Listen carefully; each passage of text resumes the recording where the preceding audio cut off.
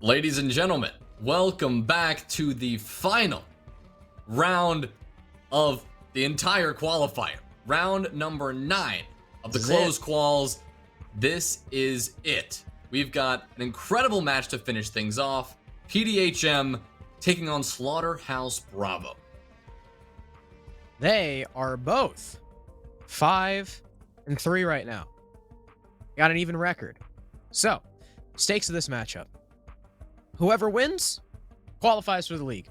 Easy, one and done, just like that. Whoever loses, they're not necessarily knocked out, but their chances of making the league are significantly diminished. Their fate will be out of their hands. It'll be up to the tournament gods to decide how the tiebreaker works out. So, obviously, losing, not a death sentence, but you would definitely rather win.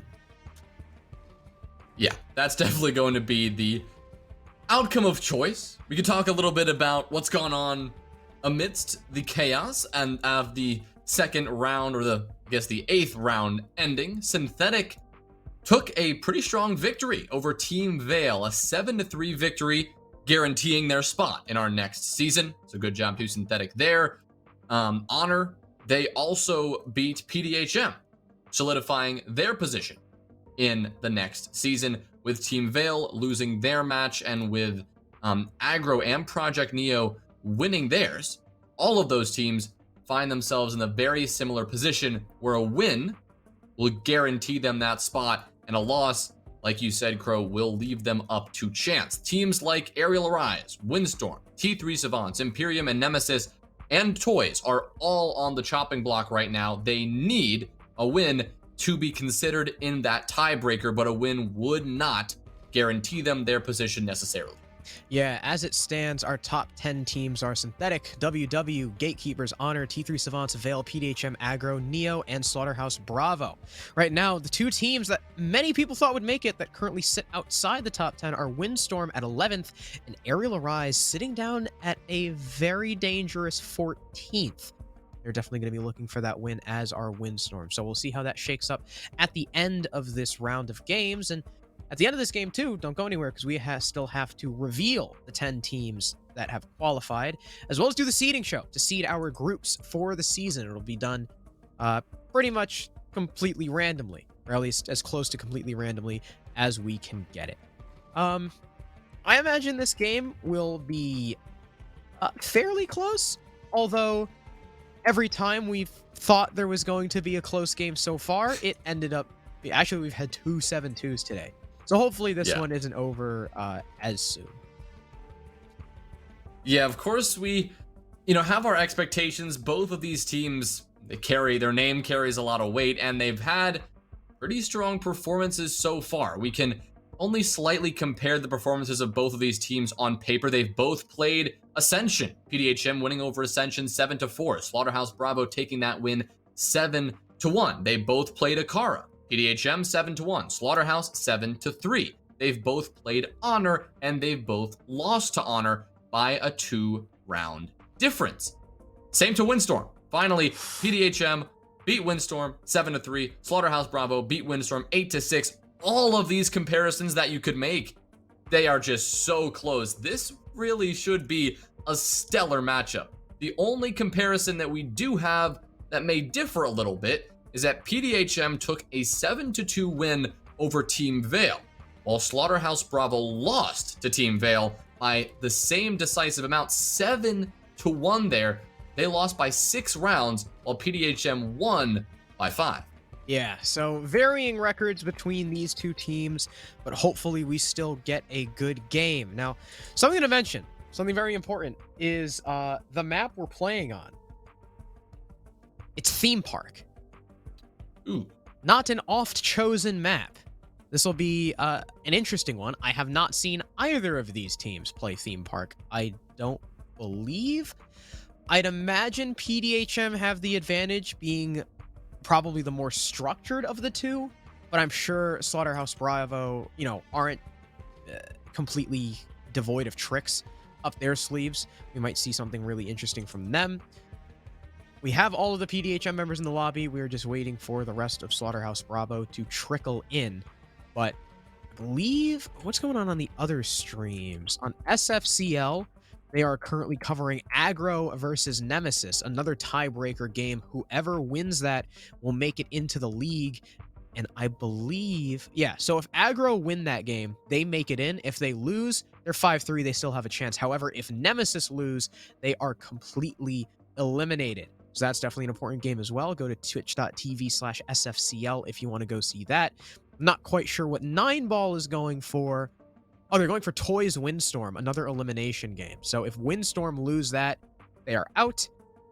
Same thing for Toys. They are both currently at a 4-4 record, and that is twitch.tv/9ball esports. Just as you can see in the top right of your screen. Those are our community streams, our affiliate streams. So if we're awful for whatever reason, you hate us, you can go there. We do have all 10 players in the lobby.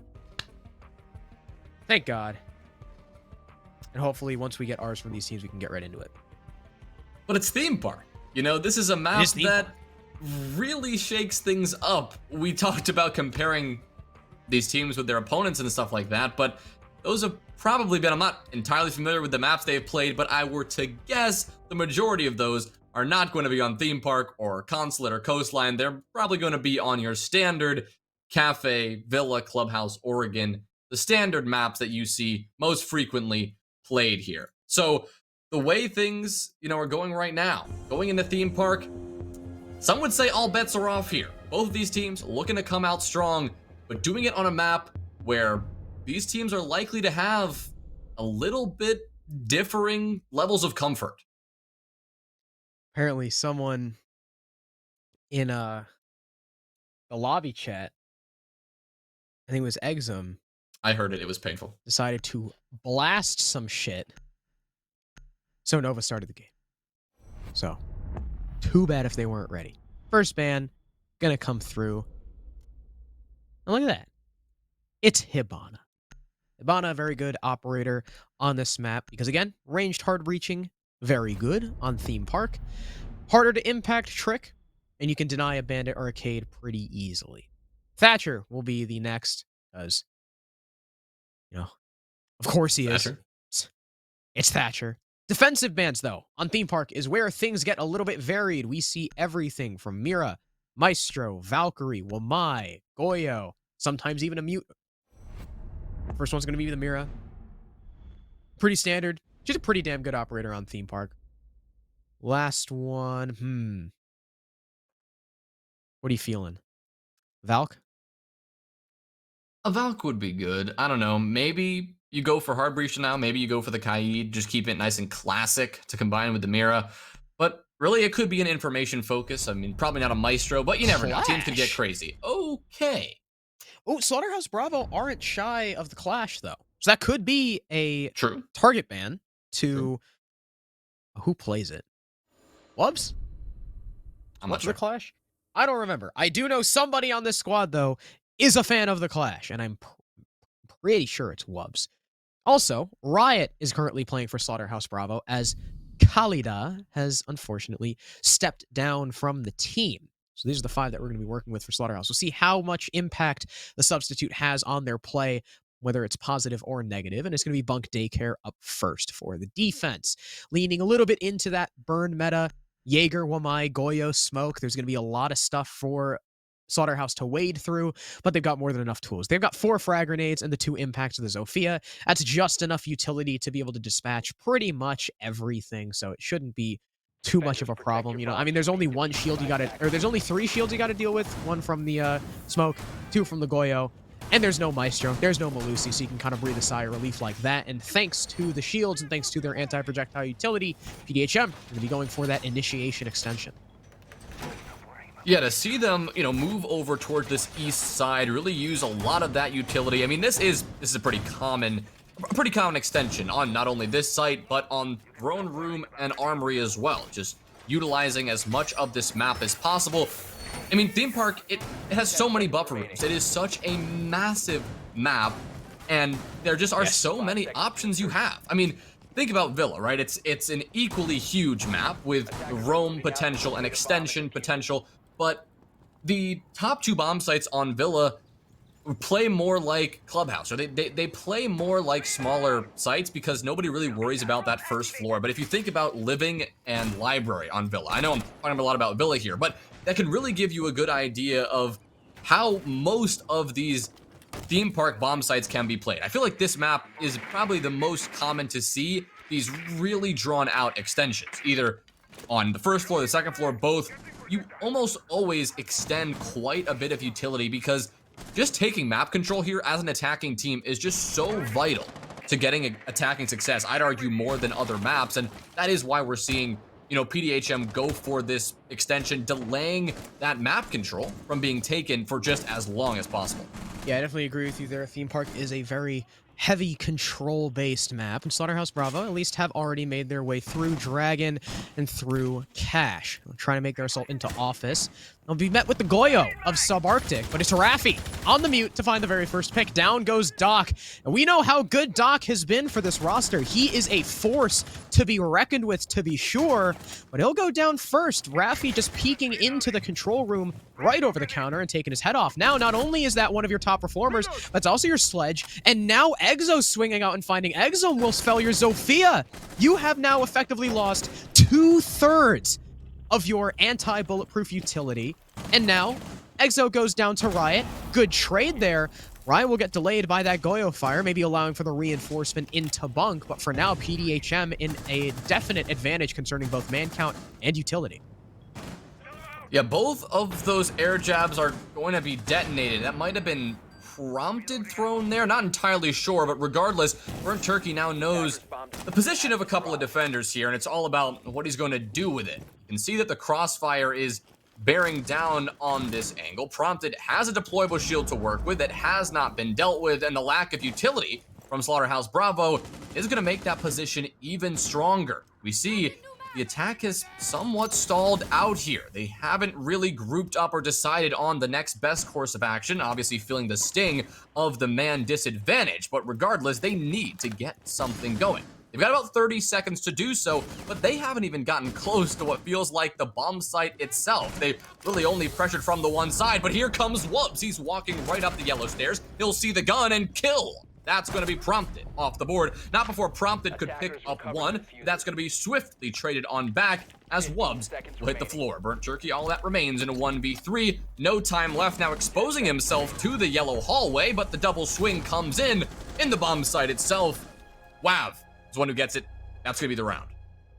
Good round from PDHM first and foremost, and a lot of that being down to 2 early picks on 2 of the most important operators for Slaughterhouse Bravo's attack. They didn't really need the hard breachers all that much, and unfortunately for them, those were the 2 left in the clutch situation. Sledge and Zof were definitely your heavy hitters, and they just did not do the work necessary. Good job to Exo and Raffi with probably the most impactful kills that round from their Slaughterhouse Bravo. Stall out a little bit. They have to push through shields, and well, that's never a great thing to do. Wubs is able to get the flank over by yellow stairs, but unfortunately it's too late to save his teammate, and he couldn't find the Goyo inside of Cafe either, leaving Burnt Turkey all alone in a hopeless situation. So, first round going the way of PDHM pretty dominantly. But now they'll switch it up. Not Throne, not Initiation. They go Drug instead. Drug Lab has been a site that was formerly considered to be the quaternary, to be the 4th site in the rotation, but it's had a bit of a resurgence. In some cases, just completely replacing Initiation Office in most teams' rotations. And I gotta say, I kind of like it. Lab is definitely a unique site, and it looks like PDHM... So I know you're not too familiar with Neo, but this is how Neo used to hold it.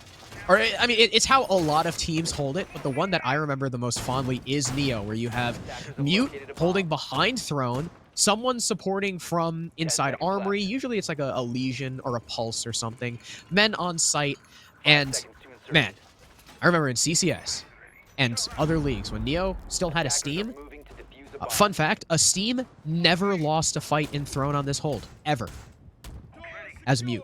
He never died on it. So hopefully we'll see a similar performance from PDHM, because this extension, if the attackers cannot effectively drone it out and cannot get that Mute in good time, it's definitely crippling. Suppose this extension is, again, going to be the first step for Slaughterhouse Bravo to actually deal with. Of Of course, not the exact same type of simply utility-based extension, but we are seeing, you know, this site played very broadly, pretty loosely. You've got the Pulse playing in the site, looking up and just trying to determine as much information that can be gained as possible to communicate that to the roamers on that top floor. I believe that is the Sledge, Doc, who has been spotted out, pressuring on the lone half-a push. In the meantime, you've got Riot over there on the south side on that arcade rappel. One player to deal with, that is Raffi, but he's not quite extended over into the break room, so that engagement not going to happen just yet. It's simply a game of slowly taking map control. Doc has worked his way up into the yellow corridor. You've got the drones at his feet. They've identified the position of this vertical extension by Raffi and Prompted, or Raffi, excuse me, but they haven't quite dealt with it. Ooh, that's a good C4. The Pulse doing his job well. And goodbye to the Sledge, and goodbye to the frag grenades. That's all of your vertical, well, not quite all, but you're pretty much your most important vertical player and a ton of utility off the board. Yeah, like you said, frag grenades, definitely important, but arguably more important is that vertical pressure he establishes inside Cafe and above Drug. That was a great 1-2 punch from Prompted and Raffi. Raffi goes down, but Prompted is well in range to get that trade, and a second C4 rings out. Raffi with a kill onto Burnt Turkey, and it seems this history is repeating itself. It's a 2v5. Exum and Wubs in the clutch. Wav finds Wubs, and it's just Exum. He's trying to catch these players coming in from barrels, but no! He misses the free kill! He looks up. Maestro looks up towards top arcade. Exum only does a little bit of damage, and he's just whiffing all over the place. 1 versus 5, 40 seconds left. 2 players low HP. He finds 1. Raffi goes down. He's got to find 4 more, and only 35 seconds left to do it. Sure, Exo is low, but I mean, how much is that really going to help? He's going to try and start pushing down the arcade stairs, but unfortunately looks the wrong way. Does not expect the angle from all the way down the hallway, and Exo finishes things off on the castle. PDHM with an extremely well-executed roam to take round number 2. Wow, that was a confident win from PDHM. So confident, in fact, that 2 players ran outside in those closing moments and just did not get punished for it. Obviously, Exum missed a couple of opportunities there, but it was already a 1v5 at that point, and you don't have a ton of hope. But not the way that I think Slaughterhouse Bravo wanted to start off this series, given just how important it is. Just to reiterate one more time, the winner of this matchup will guarantee their spot in Season 5, but the loser still has a chance, but it will be left up to that tiebreaker, with only one of those teams with only 5 wins getting cut out and actually not invited to the 5th season. But definitely not the way Slaughterhouse Bravo wanted to start. But you have to remember, this is Theme Park, after all.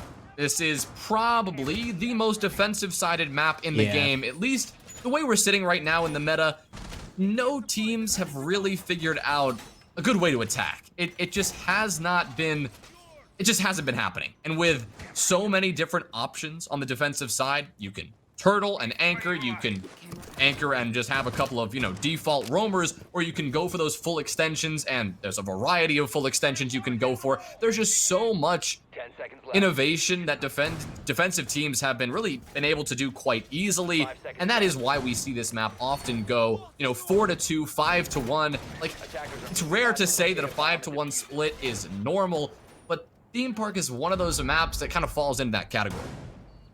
Yeah, it's definitely the most defender-leaning map. I would agree with you there.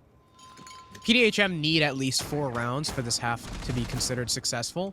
So Slaughterhouse Bravo still have a chance. If this goes an even half, then it's really a victory for them. So PDHM are definitely hoping to not allow their points to start to bleed away. Next defense will be on Throne Armory. Arguably the best site on this map. A lot of people definitely considered it so when the map was released. Maybe it started to shift away from it, but still definitely a good one. Raffi peeking a little bit. Sorry, not Raffi. Yeah, no, that was Raffi. Raffi peeking a little bit aggressively. Oh, I lied. I don't know why I think that's Raffi. That's Subarctic. Raffi is over inside of Initiation. Subarctic inside of Bathroom. Is dead. A bomb has been located. Look at that. Perfect timing. I can tell the future. Crow the prophet is what you would call it, I suppose. I mean, you just predicted it perfectly.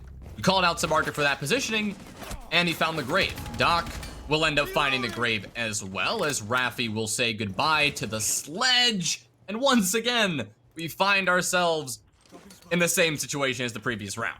You've lost your sledge, attempting to go for the vertical pressure, and that is not where you want to be. Thankfully, this bomb site, there are a couple more options here with the fact that you still have those Selma charges, and that one is actually successfully gone down, at least on the bottom of this maintenance wall. That is a good start at the very least, but another impact trick, and the final one that is necessary.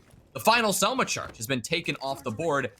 Now things are starting to look less good for Slaughterhouse Bravo. Of course, you've got the breaching charges, and you've got the impacts from Exum, the Zofia, playing above, but without the sledge, the potential for that vertical play is so limited. And now with the hard breach almost completely gone, of course, you've got the Maverick. You still have that ability, but that takes time. And with 50 seconds left, Slaughterhouse Bravo do not have an abundance of time to work with.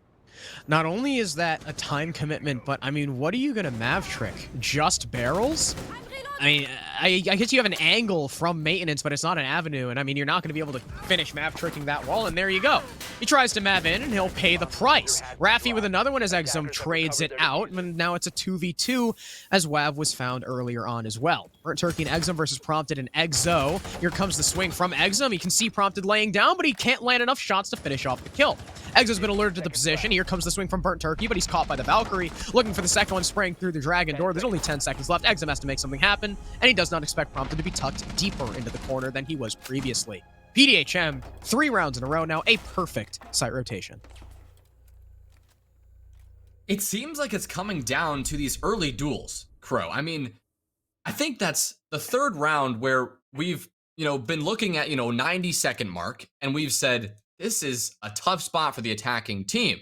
The first round, it was 2 pretty massive early picks. The second, the sledge was the first off the board. And the third, the sledge was the first off the board.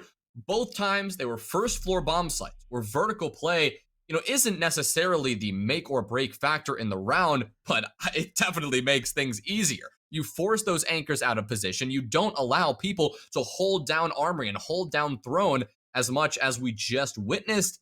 And even though you can eventually find the traction back in the round like Slaughterhouse Bravo just proved to us, it is a lot easier said than done to actually do something with that. I mean, you can bring things back. You can chew away at that man advantage, but you've already used up so much time and so much utility.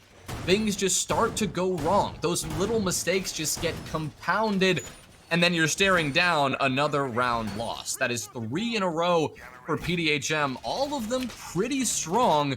Slaughterhouse Bravo, what they need to work on here is just that entry. They've lost they've had serious problems on the entry all of these rounds, as I've highlighted already.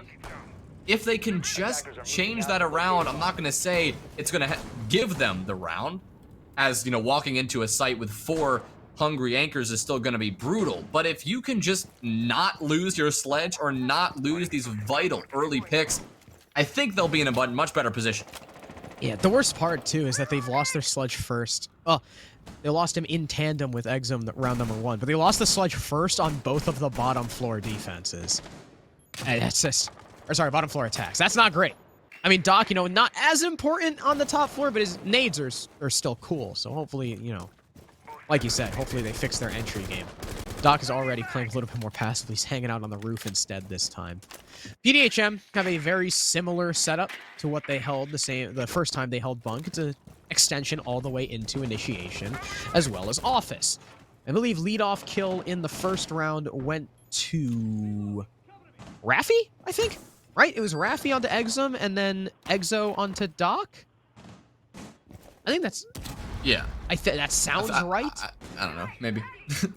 It was. I know that was the order of the killers. I don't know about the killed. It might be reversed. Well, again, it's all about this pressure from the east side. You're going to enter from that balcony, and you're going to take control of Cash. But now it's about what are you going to do with it. Of course, the bomb site is not Initiation in Office. You got to go one step further. First, clearing out this extension. It needs to get done quicker. Finally, the Selma charges go down on the wall, and Exum will finally open things up for Slaughterhouse on the right foot. Subarctic will say goodbye in this one, and the Goyo will be lost. That's a pretty good pick, but of course that utility has already been placed down, so a consideration PDHM don't really have to worry about. Now Burnt Turkey, he's up in initiation, and the pressure extended off the bomb site has been dealt with for the most part. Now they have to actually go on to the bomb site itself, with Riot hitting the floor. A nice angle there found by Raffi. It's not quite going to be able to finish off the kill, however, as the Vulcan shield will detonate and no line of sight can be established. A Toxic Fade will be utilized, hoping to finish off the downed player, but Riot has been rezzed and has backed off that position. 40 seconds now to go. Like you said, low time. That's a good pick. Taking the man advantage now as Slaughterhouse Bravo as Raffi falls. They'll start to move in towards the hallway, but Cafe, no, they get distracted by it, and Wav swings top arcade, gets two, and Prompted finds another. It's just Riot and Wubs now. Riot on barely any HP against a three-man hold of PDHM. Wubs now inside of the bomb site, but as you know, there's a player right behind the bomb chassis. Riot also inside a bunk, and no, Wubs loses his fight, and so does the Maverick. PDHM, again, will take a round, and they remain flawless on the defense. Their extension this time, not as good as it was before, but a great anchor game is what you need to fall back on, and that'll keep them the flawless record. Impressive turn of events. It was all going right for Slaughterhouse Bravo, and then PDHM said, I don't think so. They swung on out top arcade, and WAV just dismantled the push from that side. Pretty good adjustments there. Like you said, the extension was far less successful. Slaughterhouse Bravo did a really good job of forcing those defenders out of the positions pretty expeditiously, I gotta say. They didn't have to worry about the crossfire. Like, compare it to the first round. They never really got the extension dealt with. They had crossfires that they were constantly worried about. They were looking both ways. They never even stepped foot or had an attempt on the bomb site until the last 15-20 seconds. That round was a lot different, but it was PDHM who found themselves on the back foot, but then found a way to claw it back, taking the fourth round in a row. Now on Theme Park, unlike other maps, normally we'd be like, wow, Slaughterhouse Bravo are looking lost right now and things are not looking good at all.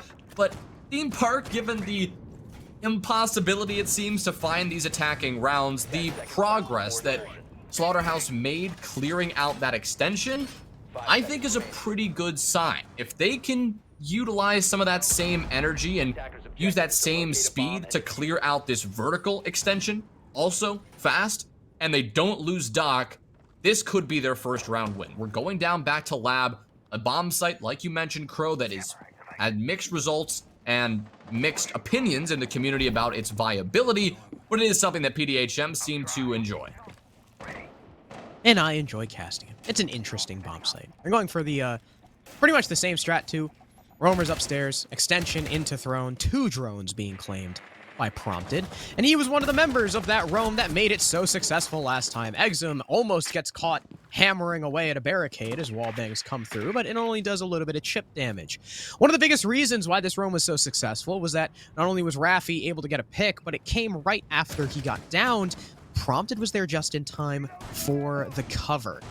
PDHM have been playing around each other and getting trades very well, something that Slaughterhouse Bravo have not nearly been as successful with and not really been as ready for.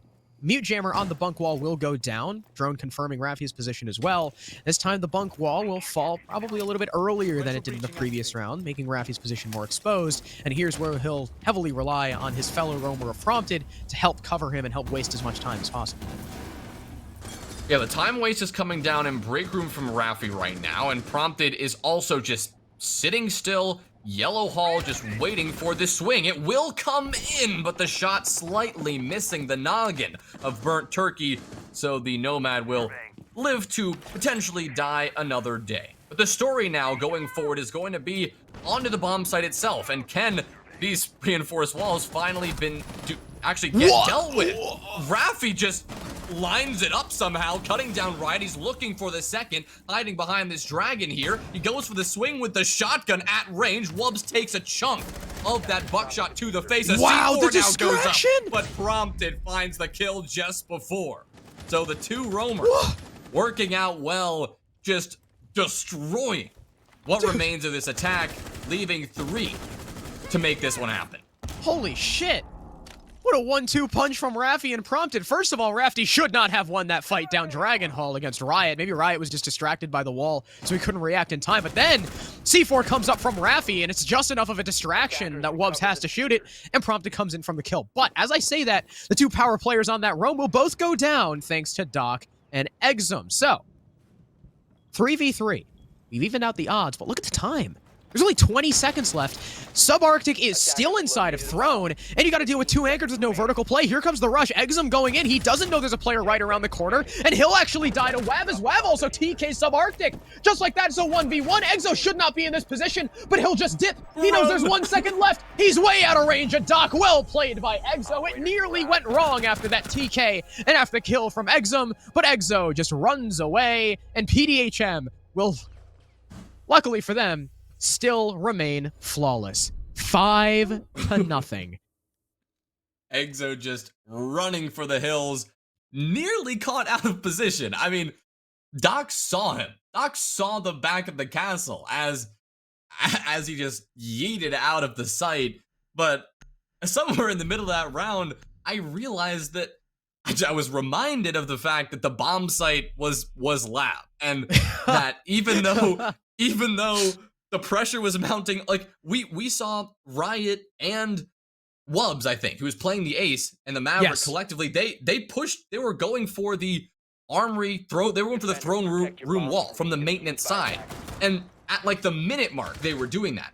Of course, that's a step in getting that clear going, but the fact that there was so little attention actually put onto the bomb site itself, I mean, that just goes to show how effective the roam game and these just, I mean, I've been saying the word extensions far too much, but it feels like that's what we're seeing time and time again.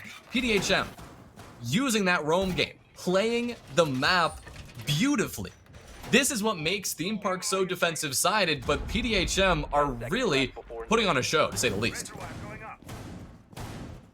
They have been, well, I mean, clearly, from the scoreboard, they've been pretty flawless. They are one round away from winning a flawless half on defensive Theme Park. Now, you know, 4-2s, very common. 5-1s, still, you know, not too surprising. But a 6-0? A 6-0 on any map is just brutal. Something that you should, like, if you're the team getting 6-0'd, you need to go back to the drawing board, man. You gotta figure out what the hell was going wrong, because that is just unacceptable. And PDHM are just on the horizon of doing so. They need one round. They're gonna try to do it, well, on Throne Armory. Probably one of the best sites on the map, so good luck, Slaughterhouse Bravo. It helps to have Doc still alive. That was a big factor in the last round. You know, it helped Slaughterhouse at least come back in the round, leaving Doc on the board. He found a couple of critical kills and was the last player alive, but he's already the first player taking a gunfight. I mean, normally your Sledge tends to be that entry player, but on a site that vertical play is just so critical, sometimes you gotta let the Sledge back off. Treat him as more of a support player. Let a player like Exum, let a player like even Riot in this case, just send it in there a bit more aggressively, because you just need that breaching hammer coming forth in this round. Doc, he's not going to make the breaching hammer work quite yet, but the L85 will do its job appropriately, and he'll be the first to strike in this one, taking down Subarctic. So, roam presence already done and dusted, at least the upstairs roam presence. But look at Exo and Rafty, they want to go and retake Arcade up the stairs, but while they're doing so, Riot will get his pick onto Prompted. 2 players now dead, one upstairs and one of your anchors. Wav is left downstairs all alone to anchor, and you really got to rely on how much work Exo and Ravi can do, and they'll do quite a bit. Down go 2 players on Slaughterhouse Bravo, but your anchor for PDHM is gone as well, and now Slaughterhouse Bravo have the site fully in their grasp.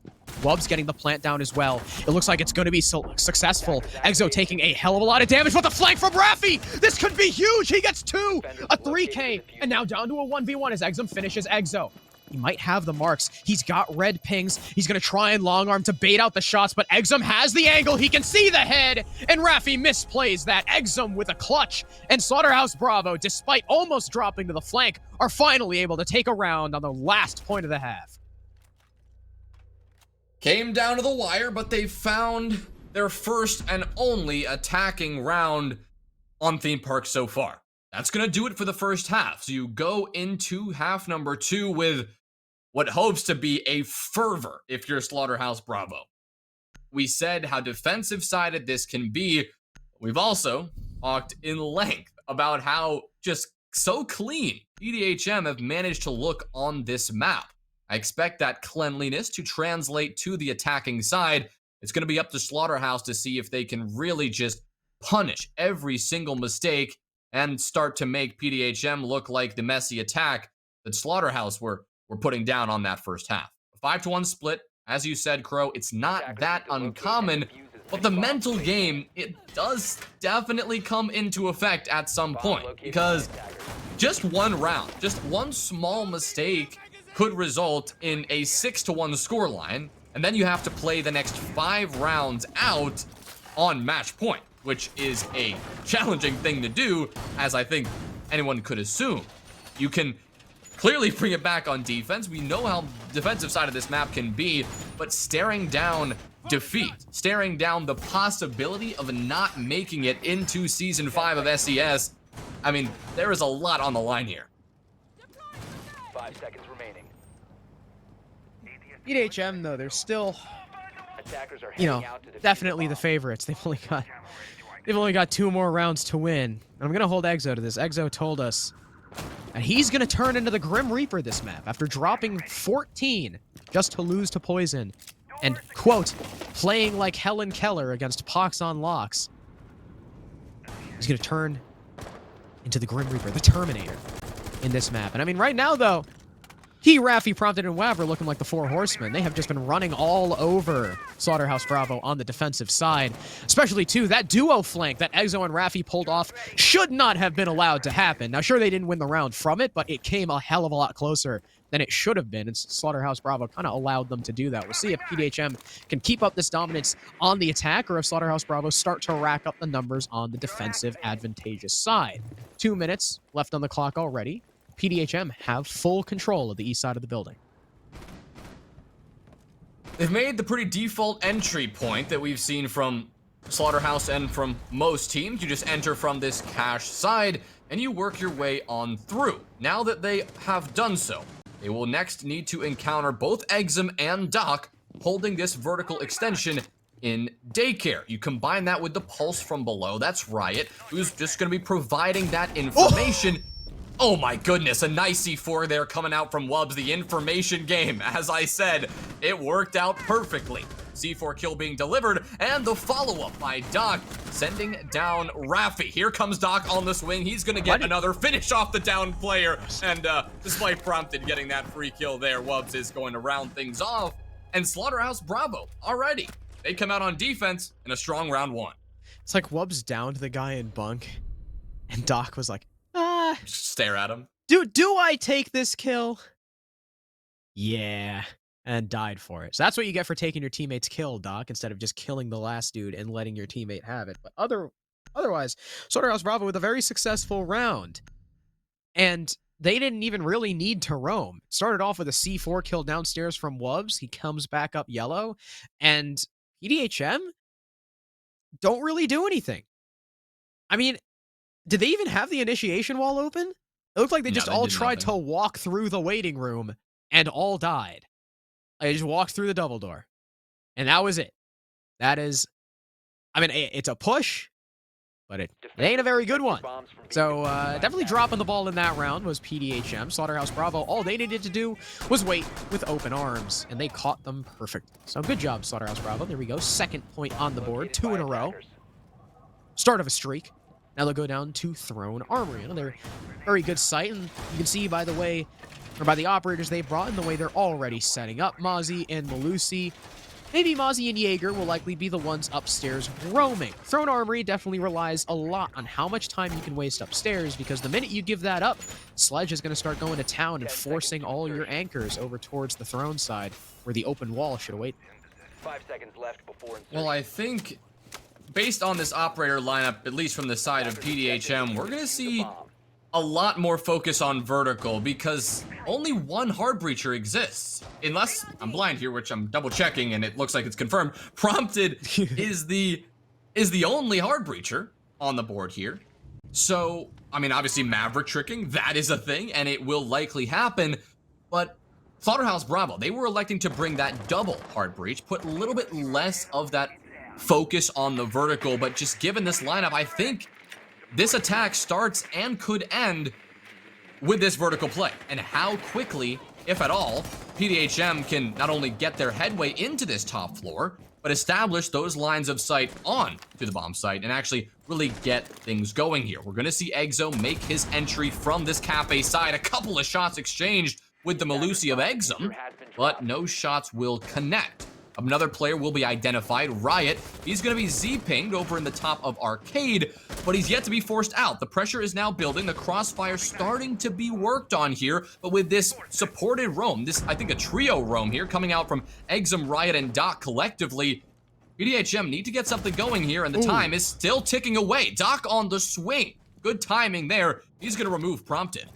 That's your only hard breacher done and dusted. I'm not quite sure why Prompted was one of the leading members of the roam clear. But either way, it's going to cost PDHM dearly, especially if those walls on site are closed, which presumably they are. No, there's actually a rotate into blue. Okay, so it might not be as bad, but maintenance is fully closed. Yellow is fully closed, so just a crouch rotate hole inside of barrels, that's not really what you want to be dealing with if you're the attackers, and you got to make your ascent onto the site.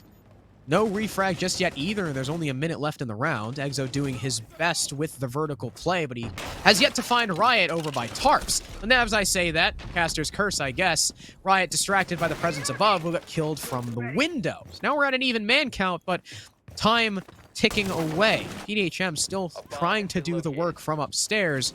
They've yet to start to transition. And if it keeps this pace, well, we might be seeing PDHM in crunch time and have them start panicking as they try to make their way onto the site.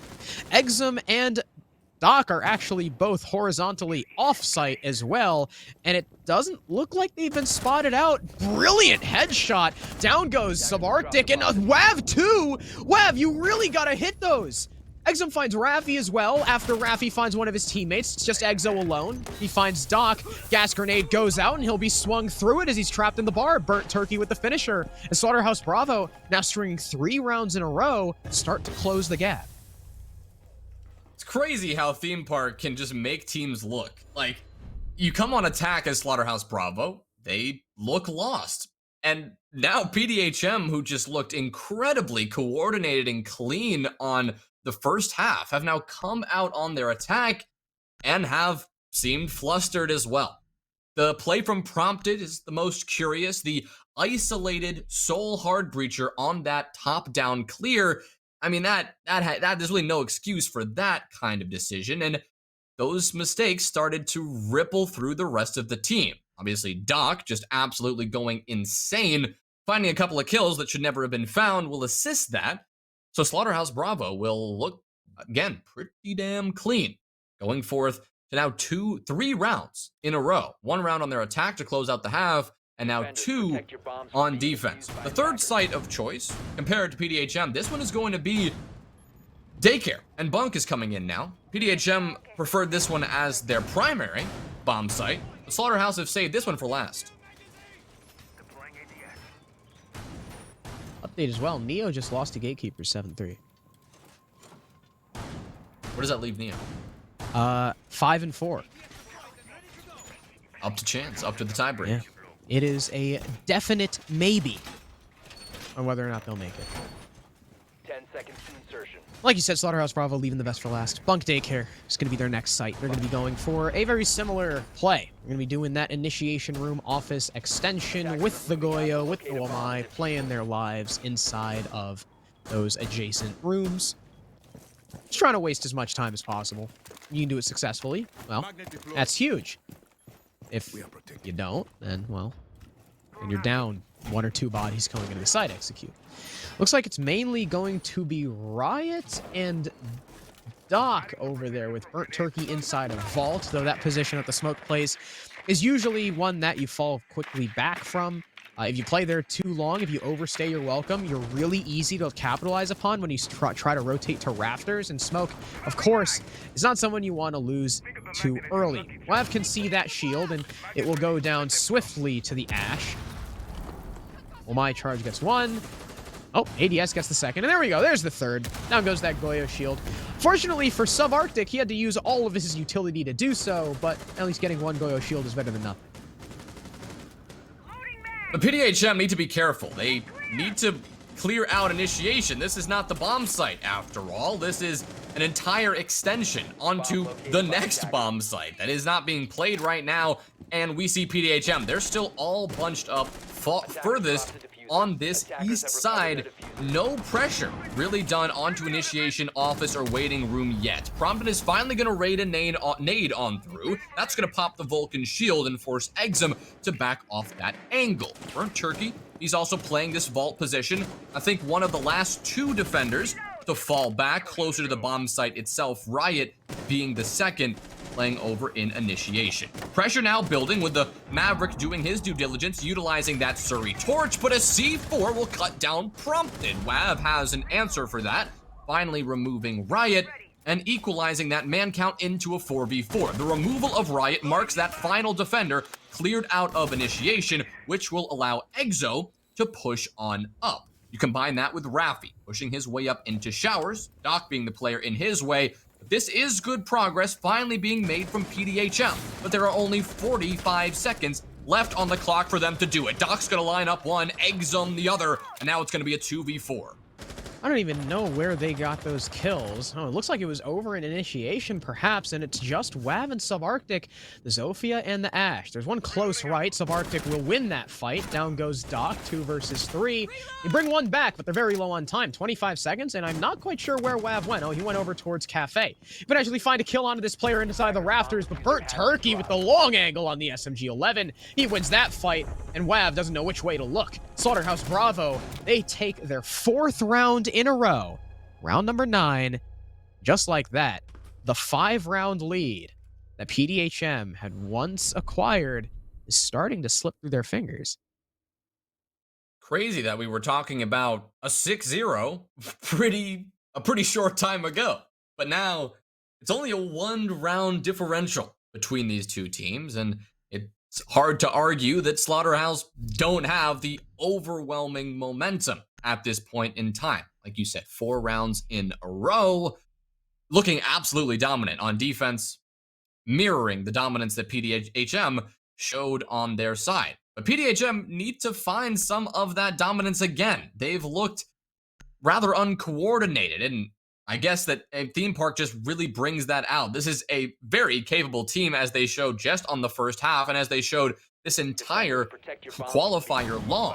It just seems that whatever Slaughterhouse Bravo are bringing right now is just a bit too much for PDHM to handle. Again, it's just the roam play. It's those small extensions. It's those solo plays that this map just allows, and it requires more coordination than ever. A lot of time utilized on very individual players and individual positions, but that's just the problem right now for PDHM. We're not seeing them make the progress, I'd argue, soon enough, so that when it comes down to a couple of power positions, for example, that top arcade position outside of Cafe to pressure that entrance point, PDHM just don't have the time to deal with it, given that so much time has been spent elsewhere.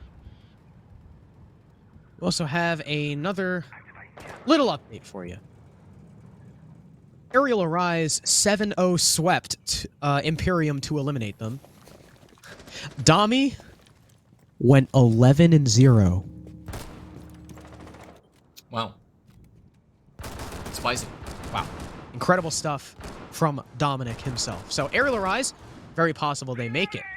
Unfortunately, Neo, they're left up to chance, as we've already stated, and Windstorm were eliminated by Toys. As an upset that I'm sure a lot of us did not expect, and now Toys as well will hold a 5-4 record. And as it stands right now, I believe Aggro are 5-5 against Nemesis.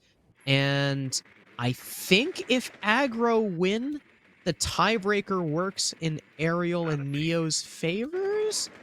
I think. I'm not quite sure, but I think so. Otherwise, Wubs will be the first to eat a little bit of damage, thanks to whoever was swinging him. I wasn't looking because I was alt-tabbed, and I just tabbed back in once I heard shots. I actually don't even know what the site is. Oh, it's Lab. Cool. Also, Rafi's Dokkaebi. What? Yeah, you missed quite a bit. First it was the Lion, then it was switched over to the Dokkaebi. I think PDHM at this point are just... Yeah, I was they're too just trying to enamored pull by out all the numbers. stops. You loving the numbers, Crow? I do love numbers. Being a Math man? No. Well, bringing out the Dokkaebi, I think it's clear that PDHM are just grasping at straws at this point. You can just see, you know, this time they are making good progress. I don't know if the Dokkaebi has, you know, furthered that and made that go a bit quicker, but nevertheless, they are mounting the vertical pressure, starting to establish these angles onto this lab bomb site, and is starting to gain some information. At least the presence of Doc is now known. WAB will capitalize, taking down Doc there, using the Z ping appropriately.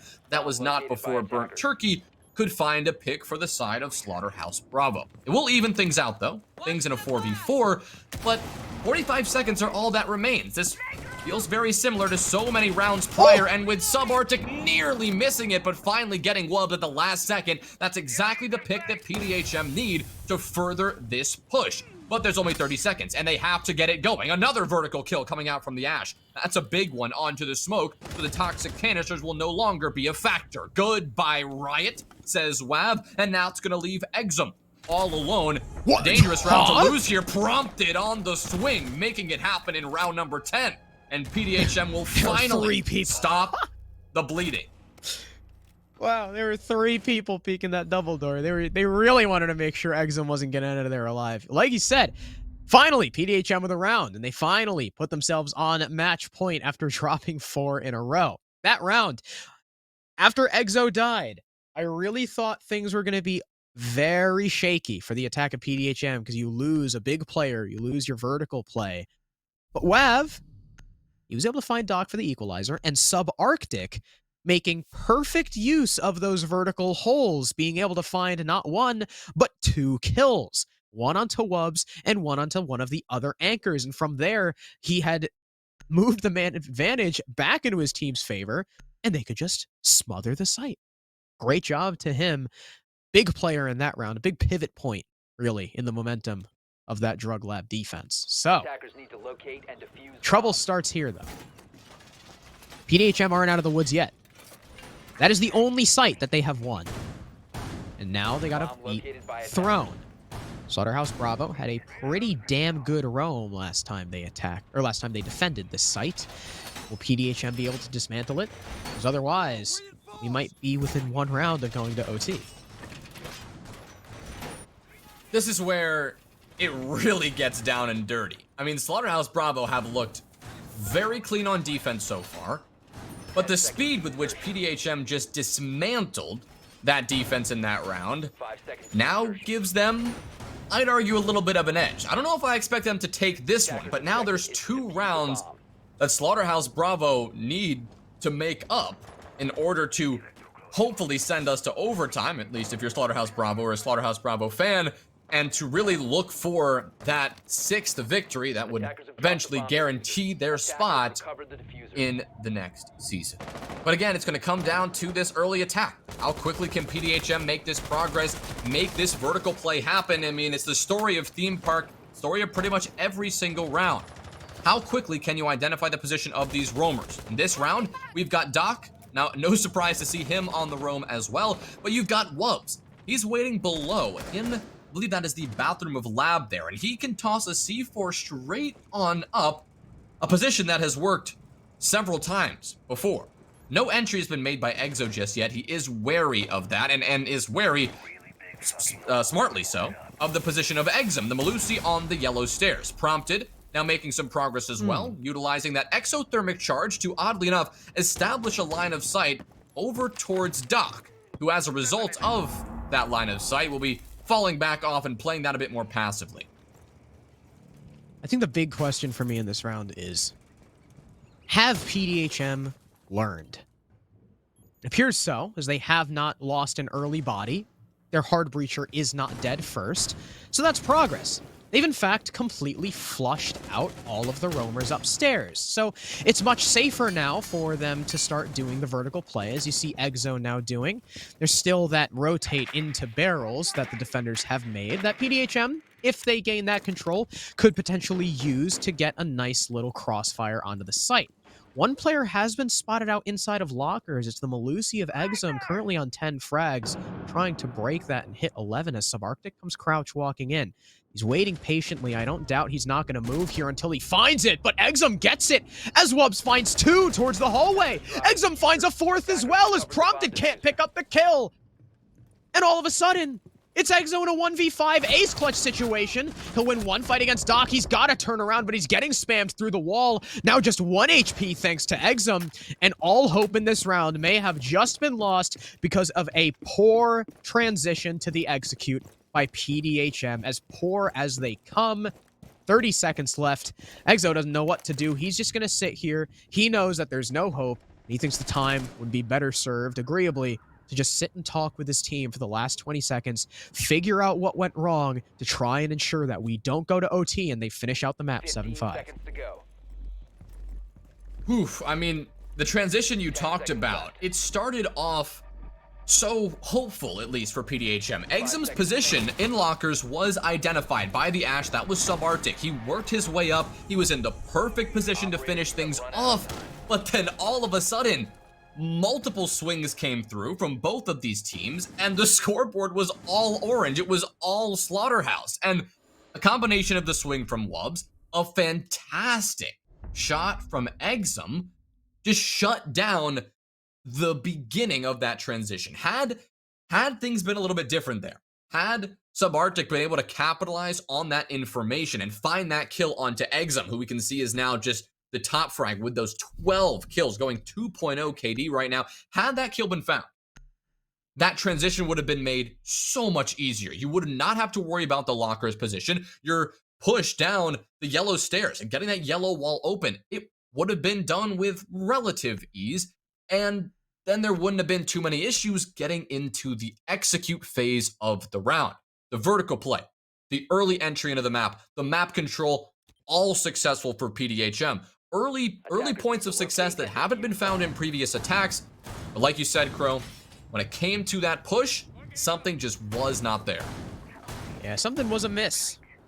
I don't know what it was, whether it was the communication or the intel, but either way, great capitalization by Slaughterhouse Bravo, and yet another update. 2, in fact. Wichita Wolves beat out Team Vale 7-5. Wichita Wolves already being qualified, but Team Vale, not yet so. They only have 5 wins, so they'll also finish with a 5-4 record. 10 seconds remaining. Synthetic beating out Honor, but both of those teams are qualified, so 5 seconds left. that doesn't actually matter. But Vale, that's definitely interesting. I expected Vale to be one of the teams to make it in, but unfortunately for them, their fates are no longer in their hands. So we're going to have quite the interesting tiebreaker going into the end of tonight. I'm really curious as to how that's going to turn out, because I've got no goddamn clue. Again, it's going to be up to however tournament does the tiebreaker, which is that it compares your victories against the teams in the same point bracket. And I'm just not going to do the math right now in the middle of casting. So it'll be a surprise for me too. Right now, PDHM, they're in the hot seat right now. Because if they go to overtime, I believe Slaughterhouse Bravo have the defense. They will just fully have the advantage. If we take 2 5-1 defensive halves, Slaughterhouse Bravo start defense, it's almost at that point GG's. PDHM really got to fix their attacks. They're doing it on Bunk now, something, again, another site that they were not successful on before. Pressure's mounting. Yeah, the entry point has been made. Top Dragon control definitely secured. But they've got to do a bit more than that. The pressure is now building towards this security side, the control room wall, and now the initiation wall is being opened. Riot is in quite a precarious position. He's going to be forced to fall back but he's still gonna stick around for the time being, playing pretty aggressively on this wall, swinging back and forth, now walking right out over to that breach, but nobody is there to quite capitalize. You've got 3 attackers bunched up in that room, nobody on the swing except for Riot. He's gonna get that one, a tremendous pick, but the nade shuts him down. Exo says goodnight. A couple of shots exchanged here. That's gonna be Exo challenging onto Wolves, playing behind the B bomb chassis, but it's Doc who picks off another goodbye subarctic. Excellent kill for Riot, but luckily enough, the trade was there and prompted. His job has largely been completed since they've got that wall open and there's the rotate into bunker. The bigger pick in my mind is Subarctic going down. He's been a good entry so far. Sure, he's negative, but the rounds in which he's had impact have mostly been wins for PDHM, and now you're stuck in a 3 versus 4. They get the pings on the Wamai, but unfortunately for Exo, he cannot capitalize on the cross, and he knows he can't send a nade there. There's way too much utility dedicated to it. Raffi, though, the great reaction. Down goes Doc through the wall. Wav low HP, though. Now this is where things start to get dicey. There's a player on yellow stairs. It's Burnt Turkey. He finds a kill onto Raffi. Smoke grenade right into Exo's face, and he's got to move. Wubs goes down, though, but Burnt Turkey's there with the refrag, and it's all Wav on 1 HP to clutch out a 1 versus 2. He finds the Malusi, but he can't hit the shots. He stops firing at the wrong time, and Exum finds the frag. Slaughterhouse Bravo take round number 12. We're going to OT, and they have the defense. Now that's big. That is huge. We've seen this go, what, 5-1 each half, I think now? Yeah, that's 5-1 each half. Yep. Sending us to overtime. You can't say the defensive side is not overwhelmingly better here. To start out on defense, oh my, that is troubling for PDHM. And for Slaughterhouse, that is definitely a blessing. They've looked so good, and even in that round, I think probably our closest round yet, PDHM just could not pull it out. Wab had the chances. He had the shots onto the Malusi, but none of which connected. Man, that was a dicey one. Oh God, oh God. What can PDHM do here, Crow? Obviously, we've seen their entry and how they've improved that, but I guess the same problem happened in the transition. The more individual play styles came out. What is, like, if you were to pick one thing, obviously that's impossible to do, but if there was one thing you had to highlight, is there anything you'd say is the big change that has to happen? It's really been the transitions. Like, even if PDHM have a successful roam clear, their transition onto the bomb site has almost never been good. Especially if we take that last attempt on attacking Throne into account. I mean, they got absolutely swamped. It was a bloodbath as soon as they tried to drop downstairs.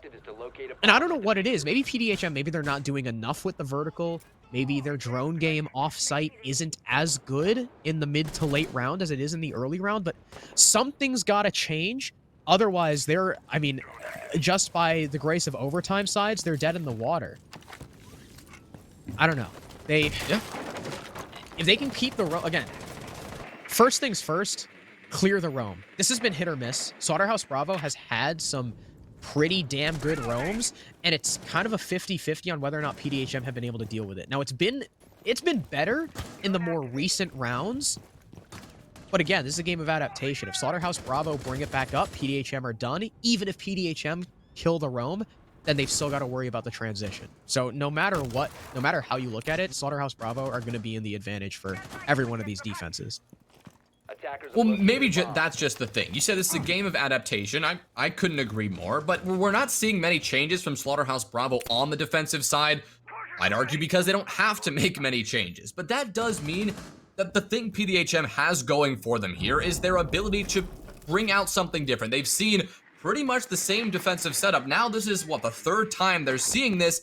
It is time to get this going. They have had multiple times to try it. They've sampled a couple of different techniques. Maybe this is the one that they can take. A win here would be just tremendous, because then they'd go to their own defensive half and have a chance to finish things off there. Like you said, the first step is this roam clear, and it is kind of not happening right now. It seems in part PDHM are trying to circumvent that by going more directly for this wall, this maintenance to throne room wall. Burnt Turkey is the player on the other side, just contesting that pretty lightly. A couple of toxic babes to delay it. but those are going to get shot out, at least for now. The Maverick trick is struggling, and Prompted is in a tough position. If a defender is there, no. Okay, nobody's going to capitalize on the Maverick taking an hour to do that, so the wall will be opened up now. So the on-site pressure is building, and this gives PDHM a pretty good chance here. They still haven't dealt with the roam, but they're choosing to do so, and they're choosing to play very direct and aggressive, an adaptation that could work out well. We see Wab over here. He is in the lab side, working his way through the bathroom, isolated, but he may be unknown. Well, there's the first pick. It's going to be going the way of PDHM.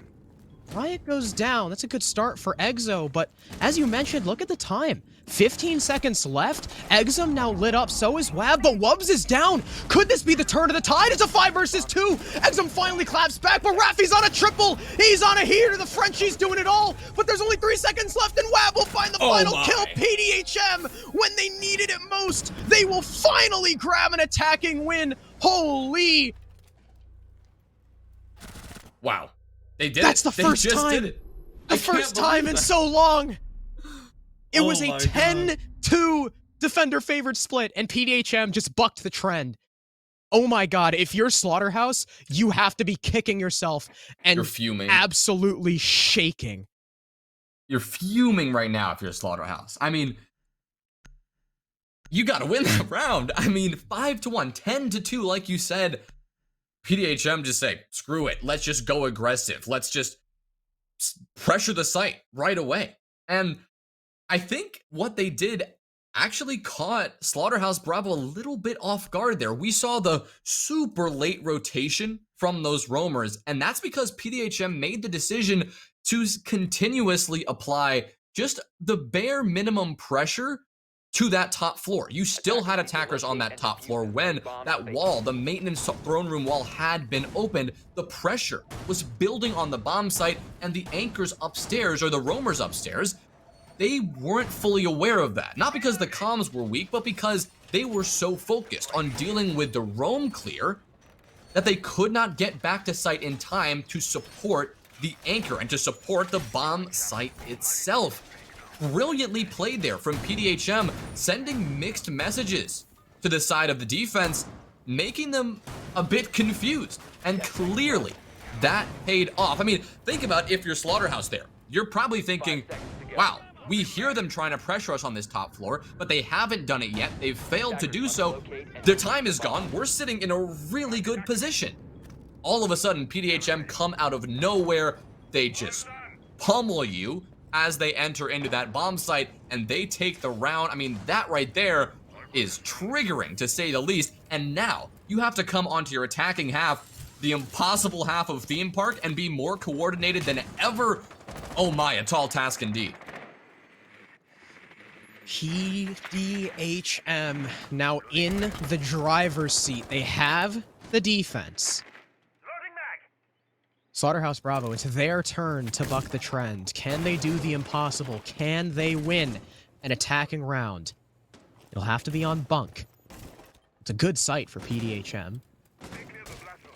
They have, of course, the initiation office extension, 1 player in vault, 2 by the shrine, as people call it. Zofia will start to open up the long angle through the cache hall and over towards the initiation waiting room side door. It's a minute down already, and Slaughterhouse Bravo has taken a decent amount of control, most of the eastern side of the building, with a player downstairs to make sure there's no one lurking below, with this waiting C4 as well. There's 2 C4s on the side of PDHM. Ample play for both plant denial as well as any vertical that should come out. First ace charge rings true, and it'll open up a portion of the wall, forcing Subarctic back. A minute and a half now. Slaughterhouse Bravo so far are making decent time. Pretty good progress here. They're starting to open up this cache wall. Wub is gonna look his way on through into initiation.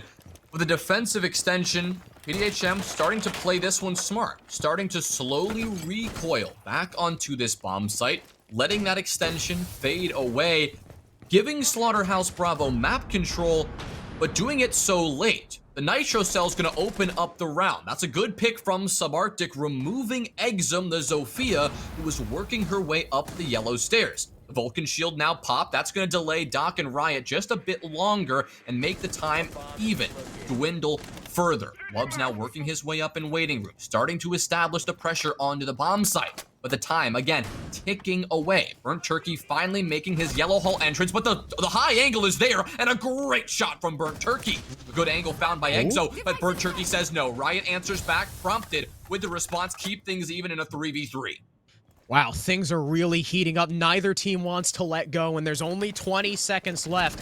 20-second meta, it's like a blast from the past, and here comes the first gas canister. Sorry, the last one from Prompted. Raffi wins his fight, and no, he doesn't expect the prone. It's all on Doc, and it's over as each of the 3 remaining defenders on PDHM find a kill of their own, and they lock out Theme Park. They almost lost their 6-1 lead, but they keep step, and they win an OT. A hard-fought victory, to be sure, and PDHM will guarantee themselves a spot in SCS Season 5. I always do that.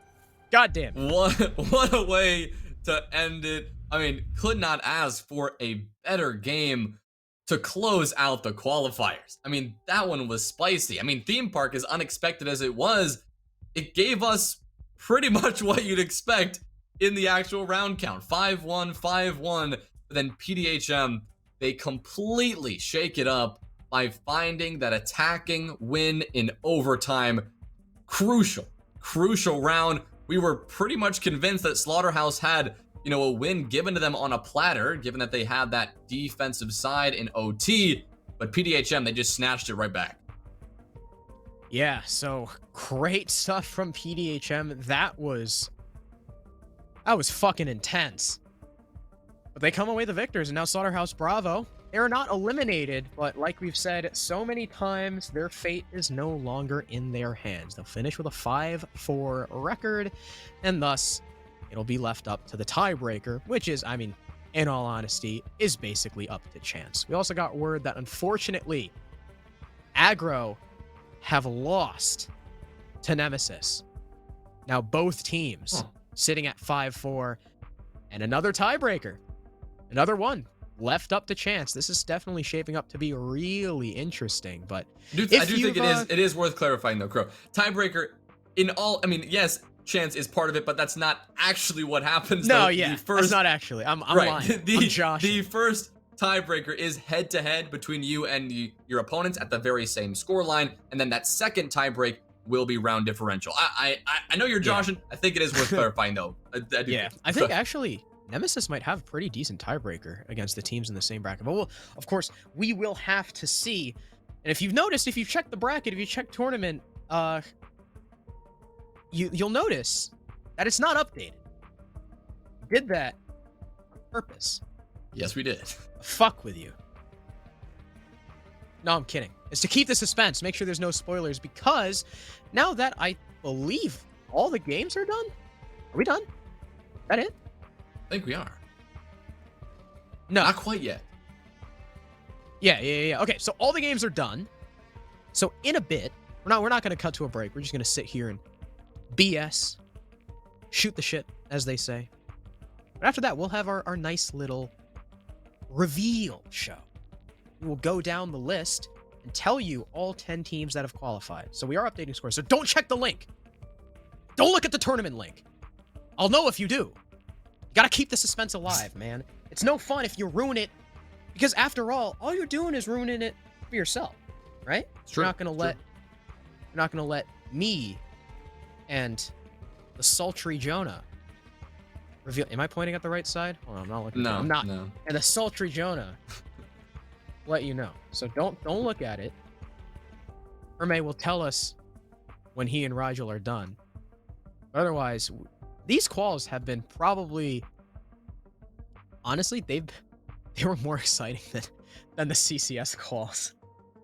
I'm not gonna lie. These have been really exciting to watch and to cast. Almost every single one was like high octane, and I believe we are ready. As you can see, yes, there's sir. a beautiful bracket on your team, of course, curated by the one and only Ferme.SCS. So you can see the very top 2 teams, Down to Earth and Pride. Down to Earth being our champions from SCS Season 4, Pride being the runners-up. believe Down to Earth also took down Emergence in the semifinal. Unfortunately, Emergence will not be returning to SCS. They had a, well,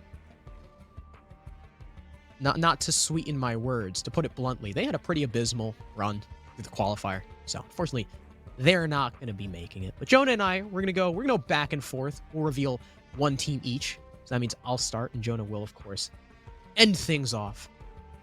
But we've definitely had some shakeups, as Ferme tells me to hold on and not reveal it just yet. We're milking this suspense for all it's worth. But now we can reveal the number 1 seeded team heading into SCS Season 5. What do you know? No surprises here. It's the Gatekeepers. Squad made up of, I believe, Xeno, Feltwinter, Rexivi, Gunner, and their newest pickup of Whitlock went from just a pub stack to just starting to skirt into the territory of a proper comp team. And they, well, I can't really say they surprised anyone by coming in first, because they have had absolutely legendary runs in NSG, winning 2 of the monthly tournaments, as well as our closed quals here, going pretty much undefeated for the first 6 games and not losing until they were actually confirmed for the season. So congratulations, Gatekeepers. You'll be the first team heading into Season 5. Our second team, an equally powerful force throughout all of the qualifiers, it's the team of Poison, Rice, Na, Chris, Unfair, and Breeze. It is, of course, Synthetic, who have really come out extremely strong here in the qualifiers. It has been a pleasure to watch them play and grow into the just dominant team that they have been in the recent weeks. They finished off the qualifier with a 7-5 win against Honor, a T3 team coming out of the darkness and taking down some powerhouse Challenger League teams. Impressive stuff from Synthetic. Congratulations, you will be a part of Season 5.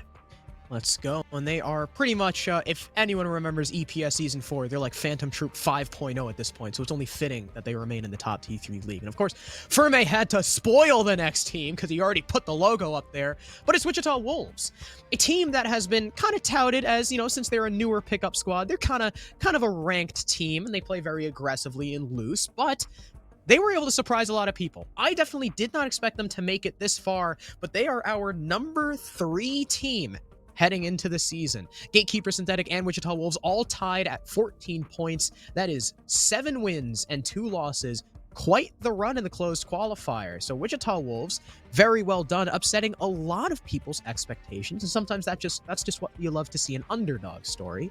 So welcome to Season 5. Our next Season 5 edition, I'm not going to call it an underdog story. A Challenger League force, you'd expect them to do well, and they have. Honor will be joining us in Season 5. An impressive qualifier performance. You know, they started off the closed qualifier not in the strongest of fashion, but then they just turned on the gas and never looked back. Congratulations, Honor Esports, and welcome to Season 5. And joining Honor as well as our 5th seed are their Challenger League comrades of PDHM, headed by Exo, Raffi, Prompted, Subarctic, and the only remaining member of WAV. They had a very impressive run through the open qualifier, fumbled a little bit, losing their first game, but luckily taking the next 5 in a row. It got a little bit dicey, lost the next 2. Came very close against Slaughterhouse Bravo, but they were able to eke out the win, and they will join these other 4 teams in our next season. Congratulations. I cannot wait to cast this squad. Now, the next one, more of a surprise coming through a pretty unfortunate close qualifier performance, but some early success and some late success has given our next slot over to Nemesis, the team of Joe, Bales, Red X, Box, Baka, and Boji. They're here, and they will be part of Season 5. Congratulations to them. And ladies and gentlemen, it is my unmatched pleasure to announce that our next team, the 7th place seed, is none other than the upstarts of Aggro. Congratulations, boys. It was really dicey. And unfortunately, they could not take the win over Nemesis, but they're just able to eke out the tiebreaker. These guys, Asian Eddie, Silent Kicks, and Ashen, have been one of the most fun teams that I've had the privilege of casting. I don't know what it is, because they're a young team. They still play pretty aggressively and they're not yet structured, but it's like they're not ranked either. Like, you can tell, despite all of the aggression, there is still substance behind them. And for that reason, I love watching them. Ashen has impressed me thoroughly throughout the qualifiers, as well as Asian, the red dot demon, putting JJ to shame. Welcome to the season, Aggro. It is great to have you here. Well, a team that everyone is familiar with. They've had their names at the top of T3, flirting on T2 here and there. But Aerial Arise will be the next team to join us. This used to be a roster that everyone was familiar with, but now with a couple of changes, with Spiff and Lava adding to the roster of Dami, Og, and Woods, this is one of those teams you're going to want to pay attention to all season long. A new roster change, a new vibe. I think they're really going to come into their skin over the next couple of weeks, and we're going to see this team develop into the former powerhouse that they really were. They've had a rough go of it with the roster changes in these last month or two. I think they are quite literally going to rise to the top in this season. Looking forward to seeing what they can do. Now, Jonah. Sure.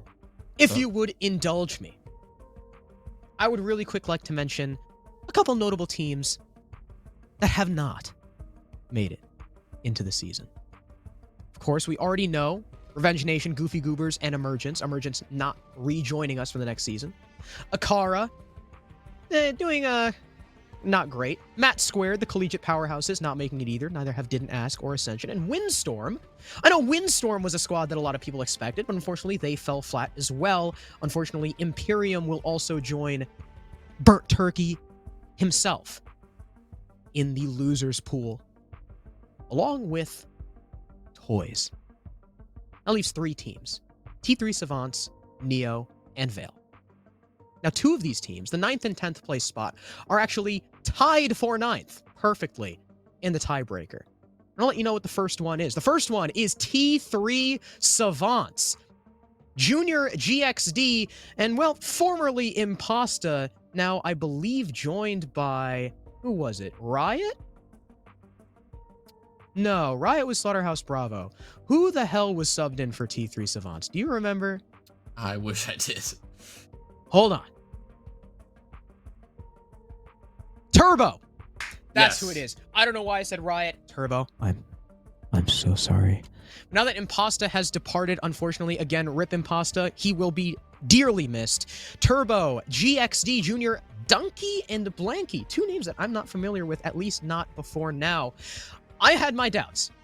They started out a little bit rough, really back and forth in their win-loss record. And once I heard Imposta was gone and they would be playing the quals without him, I didn't know if they'd still have enough to be able to push them through. But despite Junior even admitting that they were really just running rank defaults, the firepower behind them was enough to let them eke out that tiebreaker spot. Welcome to the league, boys. And we have one more team to go. The final team, a team that I think a lot of people had high expectations for. They came out in the open qualifiers on a pretty good note. Those qualifiers, they didn't have the best run of it, but they squeaked through regardless. It is, of course, Team Vale, Marmalade, Hypers, Frozen, Afer, Psychosis. They will be joining us in Season 5. Great to have them here. We have got a stacked 10 teams here.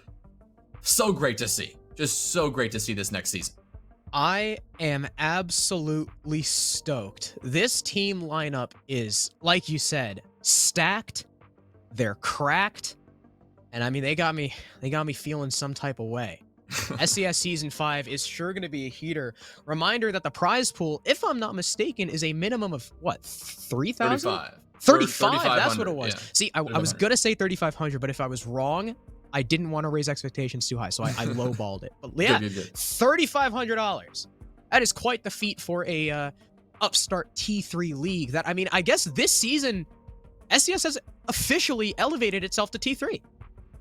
Now we got the production, the adminship, and the last piece of the puzzle, the teams. Look at this. We got Honor, PDHM, and Team Vale coming from Challenger League, CCS champions themselves, Aerial Arise, previous season champions, Down to Earth, Synthetic, who had won, I believe, AEL. So they're champions in their own right. T3 Savants, they've got some veterans on there. I know I'm not supposed to be a biased caster, but I am simping for aggro right now. They are like, they might not be the best team, and I'm sure they themselves can even admit that they've got some stuff to work on. I'm sure everyone's aware of that, but god damn if they are not a fun team to cast. So SCS Season 5 is going to be fun. The only team that my heart really goes out to, Project Neo. They got just a tiebreaker, unfortunately. They were really looking good through the open qual. They had one loss in the open qual. And then, well, there's a little something. I know, Jonah, you haven't been around the T3 scene long enough, but there's a little something called the JJ qualifier curse. And no matter what it is, they just cannot catch a break. Now, I believe what that means is, should one of our 12 beautiful teams this season disband, if it's early enough, Project Neo are next in line to take the spot, but unfortunately, it's out of their hands. Neo will just have to sit here and hope that one of these rosters implodes. You hate to see that, really. I mean, we casted Project Neo a handful of times throughout this qualifier, and, you know, we only casted a couple of days. So, I mean, they were impressive. Consulate, one of those maps that they just blew our socks off, the JJ top floor hold. We're not going to see that in Season 5, but we are going to see some incredible stuff. I can't wait to see it. I just cannot. Yeah, this is, I mean, I'm excited. You're excited, Jonah. Fermay's excited. Rigel's excited. We are all at the edge of our seats. And guess what? You know what the best part about this is? What? We don't gotta wait another month.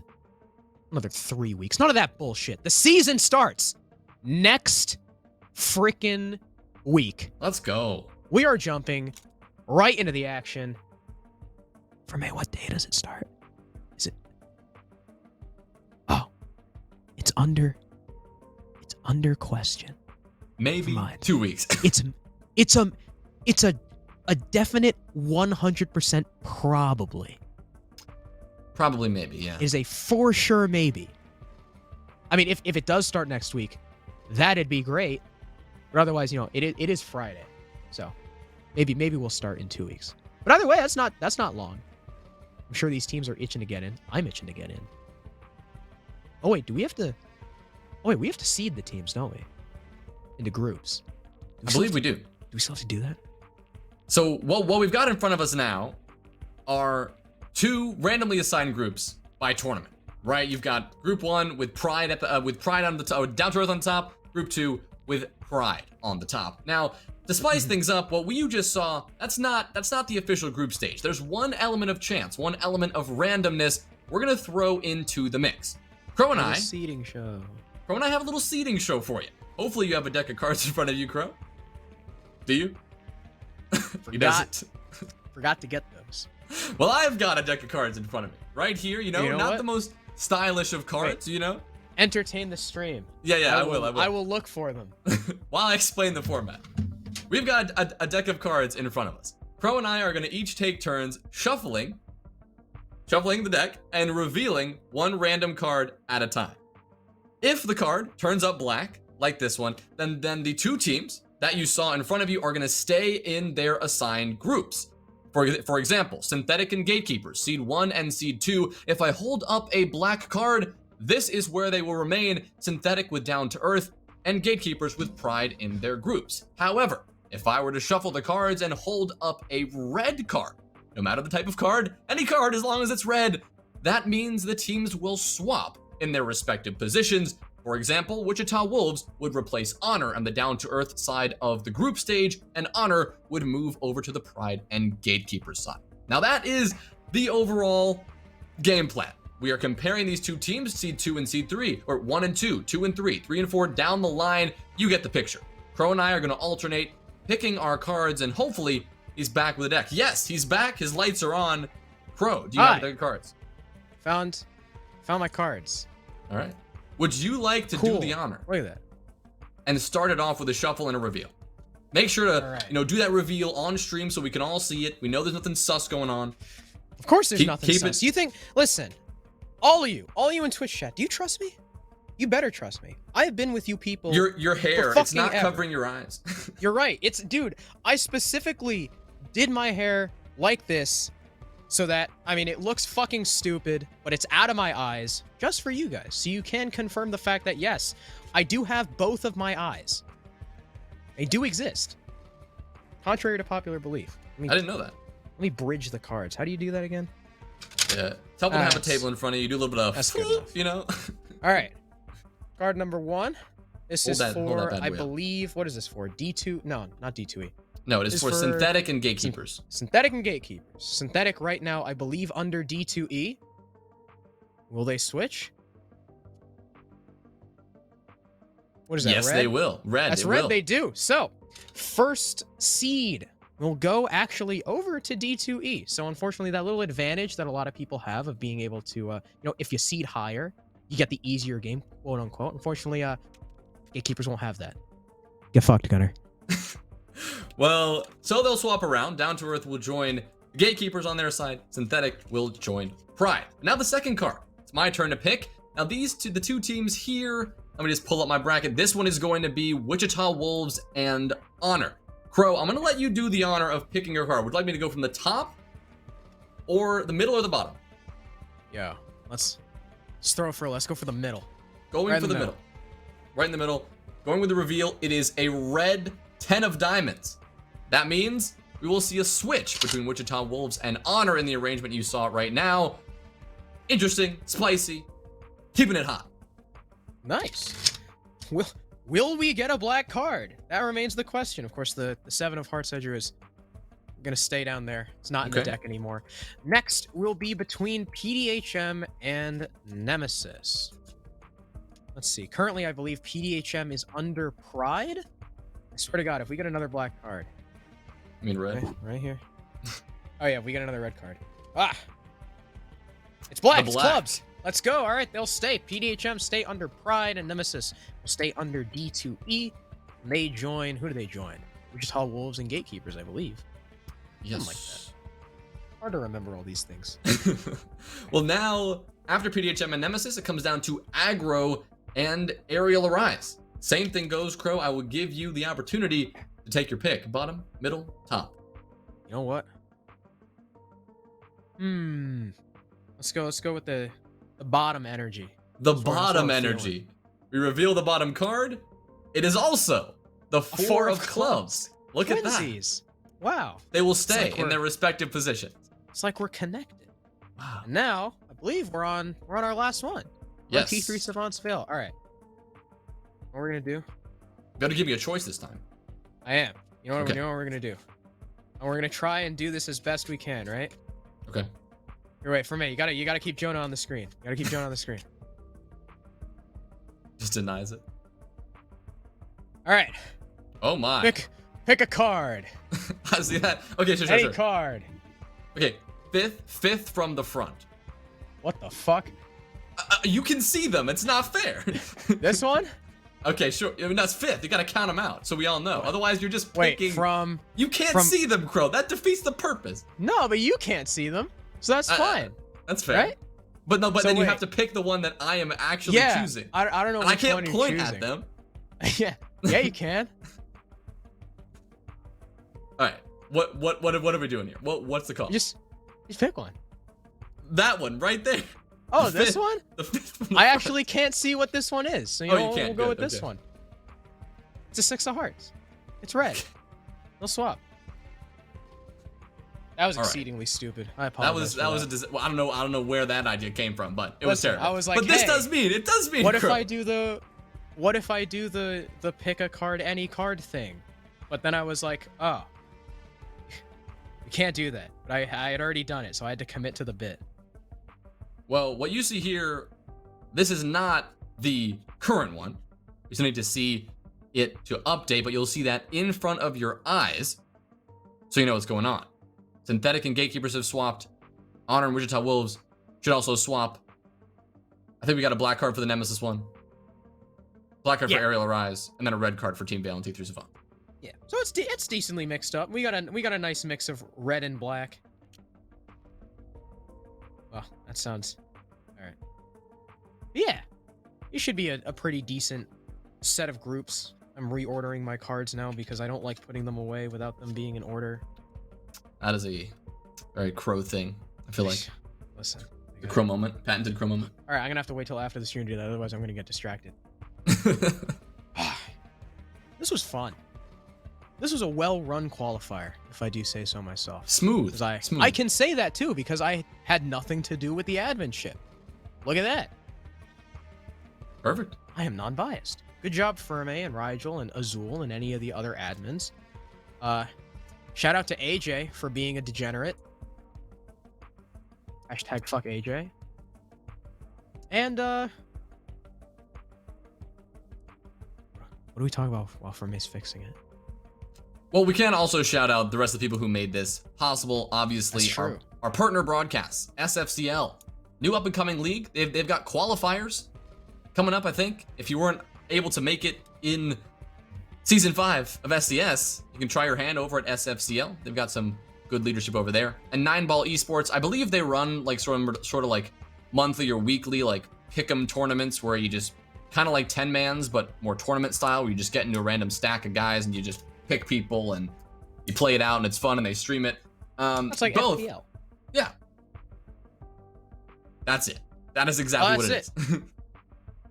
It's been switched. The swaps have been completed. There we go. Perfect. Of course, Gatekeepers and T3 Savants will need a logo. I will beat it out of them if need be. We're not going to have that stupid recruit up there for the whole season. I will drive to Whitlock's house and have him make me a logo. Same thing with Junior. Hope y'all are listening. We're going to need those. But look at that. Everyone, take a mental picture or just screenshot on your computer, because these are your groups. Down to Earth, Gatekeepers, Wichita Wolves, Nemesis, Aerial Arise, and T3 Savants being your Group A, and Pride, Synthetic, Honor, PDHM, Aggro, and Teamville being your Group B. And of course, if you don't know how the league works, well, I'm having a bit of a shake-up of the format. It's going to be 2 groups, so these groups are separated. You will have a single best-of-2 round robin within your group, and then I believe the top 8 teams go into best-of-3 playoffs. And that's how it works. Epic. It is indeed epic. It's a very nice league format. I know Ferme and even recommended it to Devin Crater Hoop. So we'll just have to see if that format goes through with Challenger League 2. That would be cool if we use the same format. Because then if we use the same format, we could be like, hey, SCS is like the bridge from T3 to Challenger League. Yeah. Come sign up. But you know, until details are revealed, we can't say that yet. Unfortunately, you are correct. Yeah. But I believe that's gonna do it for us, Crow. It has been That's it. It's been an unbelievably successful We're qualifier. 2 open quals, so many streams, so many awesome games, closed qualifiers. It was a blast to cast with you, Crow. The qualifiers were where we casted for the first time. Yes. So good. I hope so good. I hope we did well. I think we did well. I think we did well. This reveal thing, the whole cards, maybe that could have gone a little bit better, but for the most part, I think we killed it. That is going to do it for us tonight, though. And until you hear from us about when the season is starting, either next week or the week after, stay tuned on Twitter. All of the relevant platforms, announcements will be coming your way. But until then, it has been an absolute pleasure. My name is Jays Wills, obviously joined by Crow tonight. Huge thanks to Ferme, Rigel, everyone who has just put their blood, sweat, and tears into making this possible. Thank you all so much for tuning in, coming out in huge numbers. So long.